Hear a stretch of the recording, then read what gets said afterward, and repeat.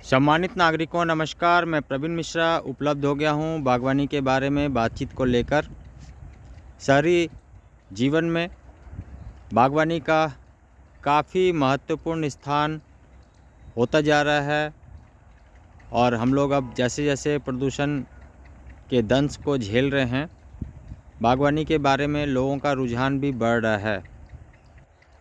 बागवानी अब प्रबुद्ध लोगों से आगे निकलकर जन सामान्य की जीवन में शामिल हो चुकी है और बहुत सारे अच्छे नागरिकों का भी रुझान आ रहा है।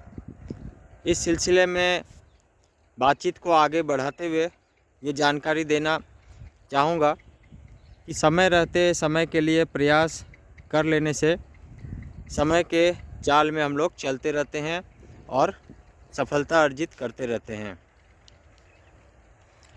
शीत ऋतु का अंतिम पखवाड़ा है और जनवरी के अंतिम समय में अब हम लोग वसंत ऋतु की ओर अग्रसर हो रहे हैं। इसके साथ साथ वसंत के समय में पूरे वर्ष भर में यदि हम लोग देखें तो एक ऐसा पड़ाव होता है जहां पर हम लोग अपनी बागवानी को काफ़ी समृद्ध कर सकते हैं।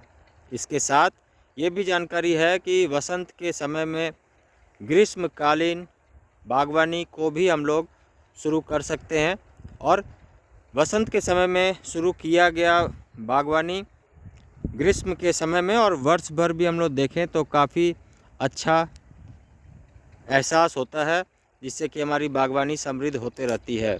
और इन्हीं सभी बातों को लेकर हम लोग आज बातचीत करेंगे कि वसंत के समय में क्या कुछ किया जाना चाहिए। जब कभी भी बागवानी की बात चलती है तो लोग बस पौधे, मिट्टी, गमले और स्टार्ट बस इतना ही सोचते हैं, लेकिन हम लोगों की तरकीब थोड़ी इससे इतर होती है। हम लोग बिल्कुल जो आधारभूत जानकारी है वहीं से बातचीत को शुरू करते हैं। तो आइए इस संदर्भ में आज की बातचीत को हम लोग अगले पड़ाव पर ले चलते हैं। बागवानी के लिए सबसे ज़्यादा ज़रूरी है मिट्टी को उत्तम किस्म का बनाया जाना। और यदि हम लोग बात करें तो शहरी क्षेत्र में मिट्टी अच्छे किस्म का न मिलता है और इस वजह से हमारी बागवानी प्रभावित होती रहती है। और यहीं पर आपकी बागवानी को समृद्ध करने का जो तरीका है वो ये है कि सबसे पहले जहाँ से भी आप मिट्टी को लेके आ रहे हैं, कम से कम 1 से 2 दिन धूप की रोशनी में उलट पलट कर अपने मिट्टी को धूप दिखाएं। बागवानी में सूर्य के प्रकाश का काफ़ी महत्वपूर्ण स्थान है और इसी वजह से जानकारी दी जा रही है कि ज़रूर से मिट्टी को धूप दिखाएं।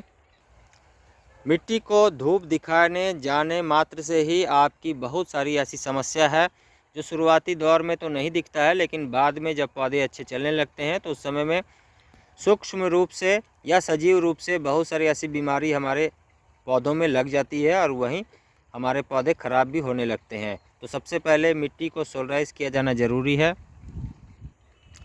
मिट्टी के आगे जब बात चलेगी तो ये जानकारी भी दिया जाना ज़रूरी है कि मिट्टी में चूँकि उतनी ताकत अभी नहीं होती है, हमारी मिट्टी समृद्ध नहीं होती है, ख़ास करके नए बागवान जो बागवानी शुरू कर रहे हैं, तो इस तरह से ऑर्गेनिक मैटर का ऐड करना भी ज़रूरी है, जिसमें अच्छे किस्म का गोबर के खाद को भी शामिल किया जाना ज़रूरी है।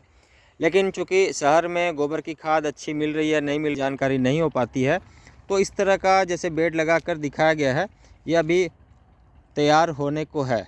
तो इस तरह की जानकारी दे रहा हूँ कि ये कच्चा गोबर का खाद भी आप अपने बागवानी में शामिल ना करें। इसके लिए आपको अच्छे किस्म का गोबर के खाद का चयन करना चाहिए। अच्छे किस्म से ये फुल्ली डिकम्पोज अच्छे क्वालिटी का यदि गोबर का खाद आप शामिल करेंगे तो आपके पौधे भी अच्छे चलेंगे। खास करके कंटेनर गार्डनिंग की जब बात होती है तो कंटेनर गार्डनिंग में अच्छे किस्म का अच्छे से सड़े गले हुए गोबर के खाद का या फिर वर्मी कंपोस्ट केचुआ खाद का अपने बागवानी में शामिल किया जाना काफ़ी उत्तम होता है। वहीं दूसरी ओर यदि हम बात करें तो सिर्फ खाद का ही नहीं बल्कि और भी बहुत सारी ऐसी चीज़ें हैं, ऐसी बातें हैं जिस पर भी ध्यान दिया जाना ज़रूरी होता है। बागवानी एक प्राकृतिक कला है जिसमें हम लोग ये सोचते हैं, शामिल करते हैं कि बागवानी के और भी विभिन्न अवयव भी आपके बागवानी में शामिल किए जाने ज़रूरी हैं। इसमें पॉलिनेटर्स को आकर्षित करने के लिए, परागण की क्रिया के लिए इस तरह के फूलों का लगाया जाना भी ज़रूरी है। और वसंत ऋतु में यदि आप पीले कलर का फूल जो इस तरह का आनंद देता है। इस तरह का यदि फूल अपने आसपास में लगाते हैं तो आराम से पॉलिनेटर्स भी आकर्षित होते हैं और एक अच्छा सा माहौल भी बन जाता है। बागवानी के विभिन्न अवयवों की जब बात हो रही है तो आप एक मूल रूप से समझ लें कि सूरज का प्रकाश, मिट्टी का बनाया जाना, मौसम की जानकारी, अच्छे किस्म का बीजों का चयन और फिर घर में अपने पौधे को तैयार करना एक शुरुआती चरण है। वहीं दूसरी ओर यदि हम बात करें तो बागवानी में ये ध्यान रखा जाना कि जो कुछ भी अवयव हम बाहर से ला रहे हैं उन पर भी थोड़ा सा पहले से नियंत्रण रखा जाए और अच्छे किस्म का जो बागवानी के अवयव हैं उनको ही शामिल किया जाए और वो थोड़ा सा रोग मुक्त भी हों।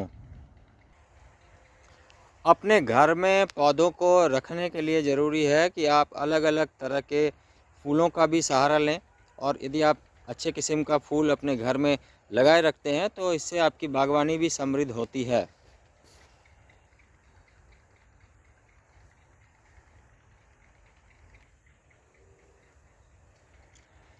शहरी क्षेत्र में ज़रूरी है कि बागवानी की बारीकियों को लेकर आप धीरे धीरे आगे बढ़ें और शुरुआती दौर में ज़्यादा जल्दीबाजी न करते हुए आप जब धीरे धीरे पौधों को समझेंगे, पौधों को लगाएंगे तो आपके पौधे भी अच्छे चलेंगे और इस तरह से वसंत के ऋतु में हम लोग अपने पौधों को बहुत ही अच्छा रूप दे सकते हैं, गति दे सकते हैं और विन्यास भी दे सकते हैं, जिससे कि पौधों के समायोजन से भी हमारे और दूसरे पौधे अच्छे चलने लगते हैं। इन सारी तरकीबों को लेकर हम लोग बारी बारी से उपस्थित होते रहेंगे और नई नई जानकारी को भी लेकर आपके बीच आते रहें। और आज के लिए बस इतना ही, आगे भी मिलेंगे हम लोग, पुनः मिलेंगे नई जानकारी के साथ। तब तक आप लोग भी बहुत ध्यान से रहिएगा। Thank you very much, take care और नमस्कार।